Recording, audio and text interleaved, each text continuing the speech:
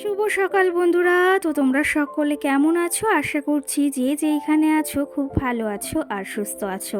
আজ নতুন আরও একটি ভিডিওয় তোমাদের সকলকে জানাই অনেক অনেক ভালোবাসা। আজকে হলো মঙ্গলবার আর এখন কিন্তু ঘড়ি কাটাতে সময় হয়েছে ওই সকাল 6:30। তো আজকের ব্লগটি আমি এই সকাল থেকেই শুরু করছি তোমাদেরকে সাথে নিয়ে। আশা করি আজকের ব্লগটি তোমাদের খুব খুব ভালো লাগবে। তো চলো দেখতে থাকো। আজকে যদিও সকালে ঘুম থেকে উঠেছি ওই 5:30টার সময়, আর ঘুম থেকে উঠে ঘরে যে সমস্ত কাজবাজ থাকে সমস্তটাই বাসি কাজ সেরে নিয়েছি। আর বাসি উঠানটাকেও ঝাড় দিয়ে নিয়েছি সকাল সকাল, কারণ ওই যে তোমাদের বলেছিলাম না রান্নাঘরটা ভালো করে পরিষ্কার করব, সঙ্গে রান্নাঘরে যে সমস্ত কৌটা আর যে সমস্ত জিনিস রয়েছে সবগুলোই পরিষ্কার করতে হবে। তো তার জন্যই সকাল সকাল ঘুম থেকে উঠেছি। ভেবেছিলাম ওই 4:30টার দিকে উঠবো, কিন্তু ওই 5:30টার সময় উঠেছি। তো যাই হোক, এই যে সমস্ত কাজবাজ তো ঘরের হয়ে গেছে, মানে ঘরের বাইরের আর রান্নাঘরে যে সমস্ত কাজ বলো ওই পর্দাগুলো সমস্তটা খুলে নিয়েছি। সঙ্গে রান্নাঘরটাও ভালো করে ঝেড়ে পরিষ্কার করে রেখে এসেছি।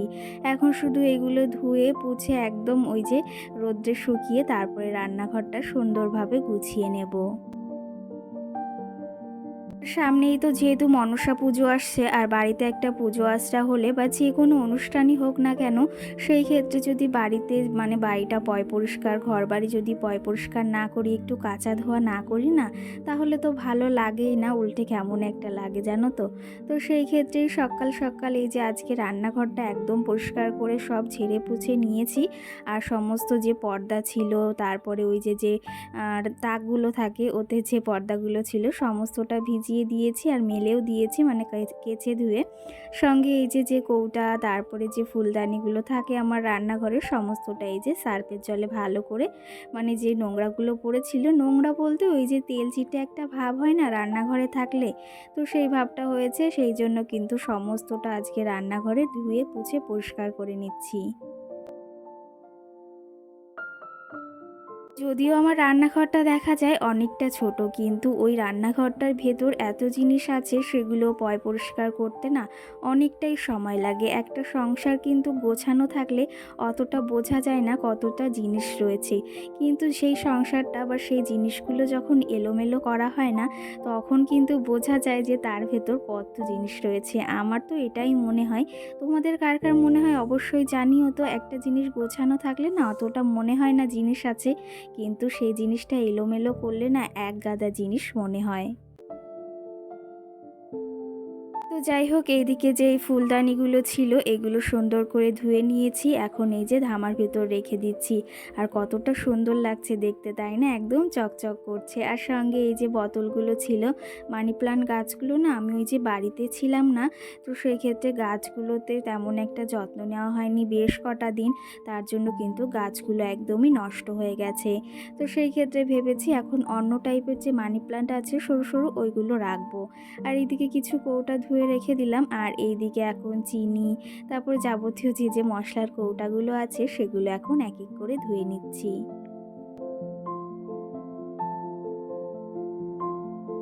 আগের দিন ওই যে মশারিটা ধুয়েছিলাম তার সঙ্গে অনেক কাচাকুচি করেছি। আজকে এই যে রান্নাঘরটা পরিষ্কার করছি, ভেবেছি এর পরের দিন ওই যে ঘরের ঝুলগুলো ছাড়বো, সঙ্গে ঘরটাকে ভালোভাবে পরিষ্কার করব। আর এই যে ঘরবাড়ি যদি পরিষ্কার না করি না, ওই যে পুজো আচরা আসলে কোনো অনুষ্ঠান আসলে নিজের ভেতর কিন্তু ভালো লাগে না। তো সেই ক্ষেত্রে বাড়িতে একটা পুজো আর আমি যদি এরকমভাবে ঘর দোর কিছু না পরিষ্কার করেই পুজো করি, তাহলে কেমন একটা হয় বলো? তো সেই ক্ষেত্রে একদম পরিষ্কার করে তারপরেই পুজোটা করব। তো যাই হোক, এইদিকে কৌটাগুলোকে দেখো সুন্দর করে পরিষ্কার করে নিয়েছি। আর যে মশলাগুলো ছিল না সেগুলোর ভেতরেই রেখেছি, আমি আর বের করিনি। কারণ কি জানো তো, হাতে অতটা সময় নেই, সেই জন্য ভেতরেই রয়েছে। এগুলো ঢাললে আবার এগুলো রাখতে হবে, এর পেছনে না অনেকটা সময় চলে যায়। তো সেই ক্ষেত্রে কৌটার ভেতর যে সমস্ত মশলা যা যা ছিল সেই সমস্ত ওর ভেতরই রয়েছে, আর ওগুলোকে সুন্দরভাবে ধুয়ে নিয়েছি, একটুও কিন্তু ওর ভেতর জল যায়নি। আর এইদিকে এই যে তেলের বোতল দুটোই বেশ কটা দিন তেল রাখা হয় না জানো তো, তো সেই ক্ষেত্রে ধোয়াও হচ্ছিল না। ভাবলাম আজকে যখন সমস্তটা পরিষ্কার করছি তাহলে আজকে তেলের বোতল দুটো কেন বাদ যায় বলো। সকাল সকাল যেহেতু ওইদিকে ঘরের সমস্ত কাজ সেরে নিয়েছি, এখন কিন্তু এক মনে এই কাজগুলো করতে পারবো। আর যদি ওই দিকের কাজ সব একদম মানে জোড়া থাকতো বা একদম না করা থাকতো, তাহলে কিন্তু এই কাজগুলো আমি কখনোই মন দিয়ে করতে পারতাম না। কি জানো তো, একটা কাজের পর একটা কাজ যদি করা যায় না, কাজগুলো কিন্তু বেশ ভালোভাবে সুন্দরভাবে হয়। আর এটা থুয়ে ওটা, ওটা থুয়ে এটা করলে না সেই কাজগুলো একদম ভালো তো হয় না, সঙ্গে আরও বিচ্ছিরি হয়ে যায়। কলপাড়ে আমার যে সমস্ত এই যে ধোয়াধুয়ির কাজ ছিল সমস্তটা কিন্তু সেরে নিয়েছি। আর এখন এই যে কৌটাগুলোকে একটু রোদ্রে দিয়ে নিচ্ছি। এখনও তেমন ভালো রোদ ওঠেনি, আর কি উঠবে না না উঠবে সেটাও বলতে পারছি না রোদের কথা। কারণ এই যে এখন যেহেতু বর্ষাকাল, সকালে কিন্তু ওয়েদারটা বেশ ভালো, এখনও বৃষ্টি হয়নি। তো সেই ক্ষেত্রে কাঁচা ধোয়াটা করে নিয়েছি, মানে এই কৌটা বৌটি ধোয়াটা। না হলে না বৃষ্টি হলে এই সমস্ত কাজগুলো কিন্তু একদমই করা যায় না। তো যাই হোক, এইদিকে দেখো ওই পাশে কটা কৌটা দিয়েছি, মানে এগুলো রোদ্রে দেওয়ার জন্য। আর এই পাশে কিছুটা জায়গা রয়েছে, মানি প্ল্যান্ট গাছগুলো নামিয়ে দিলাম। আর এই পাশে যে বোতলগুলো ছিল আর তেলের বোতল, এই পাশে সমস্তটা সাজিয়ে রাখছি। এইদিকে খেয়াল করেছো আমার যে সিঁড়িতে মানি প্ল্যান্ট গাছগুলো লাগিয়েছিলাম, এই যে যে কাচের বোলগুলো কতটা সুন্দর হয়ে উঠেছে, আর অনেকটা কিন্তু লম্বাও হয়ে গেছে, দেখতেই পাচ্ছ অনেকটা নিচে নেমে এসেছে। আর দেখতেও কিন্তু ভীষণ ভীষণ সুন্দর লাগছে। কি জানো তো, ঘরে যদি এরকম একটু সবুজ সবুজ পাতা বা সবুজ কোনো গাছ থাকে না, সেগুলো দেখতে না ভীষণ ভীষণ সুন্দর লাগে। আর এই গাছগুলো না সেই রকমের সুন্দর লাগছে কিন্তু দেখতে। চলো তবে এদিকে সমস্তটা ধুয়ে নিয়েছি, একদম পরিষ্কার করে সমস্তটা এদিকে সাজিয়ে রেখেছি। এখন যাব স্নানে, তারপরে ওই যে রান্না বাড়া সেরে তারপরেই রান্নাঘরটা কিন্তু একদম সুন্দরভাবে গুছিয়ে নেব। কারণ কি জানো তো, এগুলো একটু শোকাতে টাইম লাগবে, না হলে ভিজে ভিজে রাখলে সেগুলো আবার বিচ্ছিরি লাগবে। এদিকে দেখো রান্নাঘরটা ওই যে তোমাদের বললাম একদম ধুয়ে মুছে পরিষ্কার করে রেখেছি ছেড়ে। এই যে হচ্ছে আমার রান্নাঘরের এমনি নর্মাল লুক। আর আমি যেরকমভাবে সুন্দর করে গুছিয়ে রাখি সেটা তো তোমাদের অবশ্যই শেয়ার করব। আর এই যে দেখো এমনি সাদামাটা আমার রান্নাঘরটা।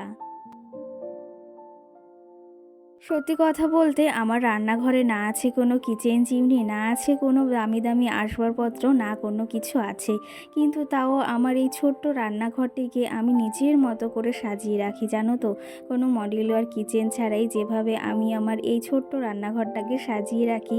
আর খুব কিন্তু এইগুলো মানে কোনো দামি জিনিস নেই আমার রান্নাঘরে। কি জানো তো, খুব সহজেই রান্নাঘরটা সুন্দর করে সাজিয়ে নেওয়া যায় যদি মনের ইচ্ছা থাকে আর ওই মনের আগ্রহ থাকে, তাহলে কিন্তু সব কিছুই সম্ভব হয়। কি জানো তো, কোনো খরচ ছাড়াই রান্নাঘরটাকে সুন্দর করে গুছিয়ে নিয়েছি। এদিকে আমার জানো তো ওই যে ঘরে ছিল, বিছনা চাদর ছিল, এটা এক জায়গায় ছিঁড়ে গেছিলো, সেই ক্ষেত্রে বিছনা চাদরটা কিন্তু এখনও একদম টকটক রয়েছে, মানে যাকে বলা হয় একদম কালার চাটেনি।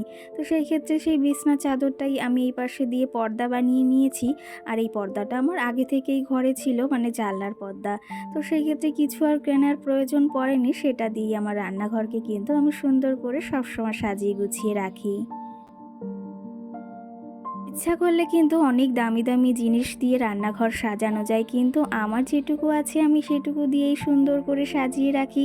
আর সেটা হয়তো দেখতে অনেকটাই ভালো লাগে, আমার তো ভীষণ ভালো লাগে।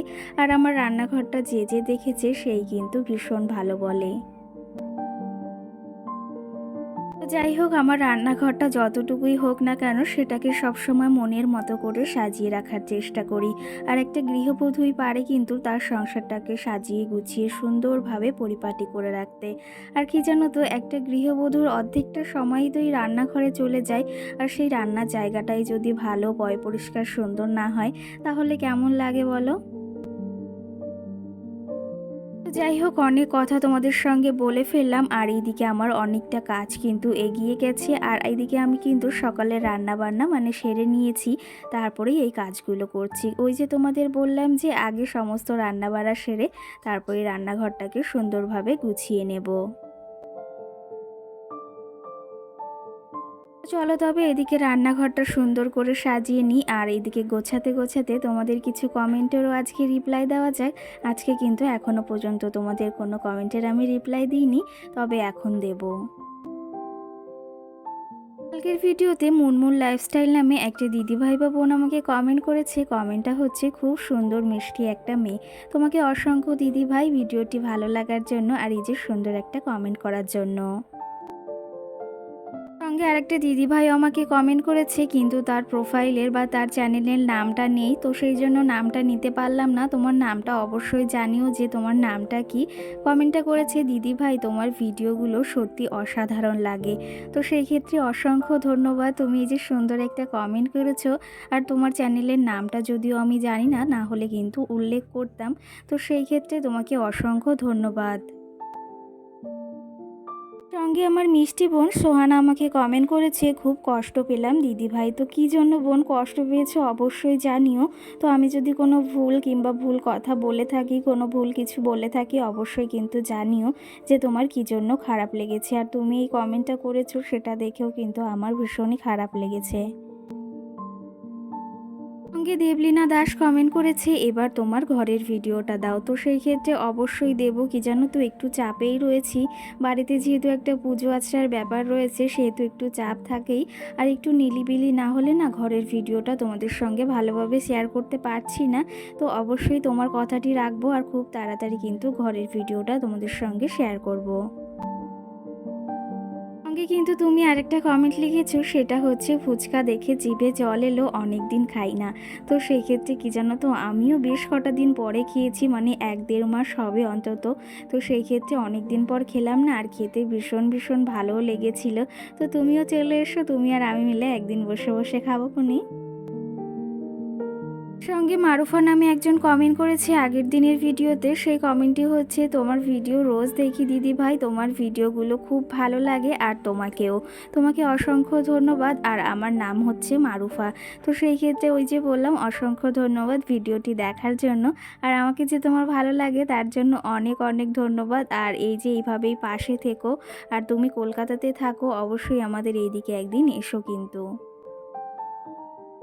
আজকের ভিডিওতে এটাই কিন্তু শেষ কমেন্টের রিপ্লাই দেব। সেই কমেন্টটা হচ্ছে, বাংলাদেশি ব্লগার নামে একজন আমাকে দিদিভাই বা বোন কমেন্ট করেছে যে, আপু এস ফ্যামিলি কি তোমার দিদি হয়? তো সেই ক্ষেত্রে হ্যাঁ গো, ওটা কিন্তু আমার নিজের দিদি। তোমরা অনেকেই জানো, আবার কিন্তু অনেকেই জানো না।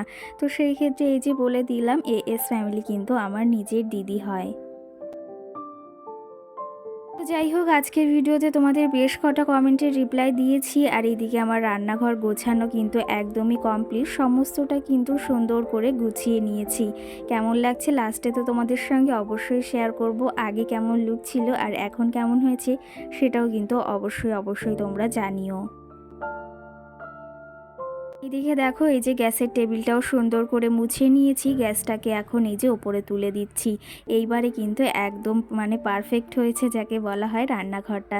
কি জানো তো, ওই যে বলেছি তোমাদের, আমার রান্নাঘরে তেমন কোনো আসবাবপত্র দামি কিচ্ছুই নেই, কিন্তু তাও এই যে আমার রান্নাঘরটাকে না আমি খুব কম খরচের ভেতরে সুন্দর করে সাজিয়ে নিয়েছি, কোনো মডিউলার কিচেন, কোনো দামি দামি আসবাবপত্র ছাড়াই। তোমাদের কেমন লেগেছে অবশ্যই কিন্তু জানিও।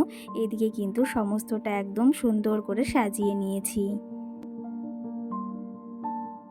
তোমরা চাইলেও কিন্তু এমনভাবে তোমাদের এই ছোট্ট রান্নাঘরটিকে সাজাতে পারো। আমার রান্নাঘরটা যদিও অনেকটা ছোট, কিন্তু তার ভেতর আমি সুন্দর পরিপাটি করে গুছিয়ে রাখার চেষ্টা করি সব সময়ের জন্য। তো যাই হোক, আজকের ব্লগটিও বেশি বড় করব না, এখানে শেষ করব। আমার এই ছোট্ট রান্নাঘরটি সাজানো তোমাদের কেমন লেগেছে সেটা অবশ্যই জানিও। আর তোমরাও চাইলে এমন সাজাতে পারো। সকলকে টাটা, সকলে ভালো থেকো, সুস্থ থেকো।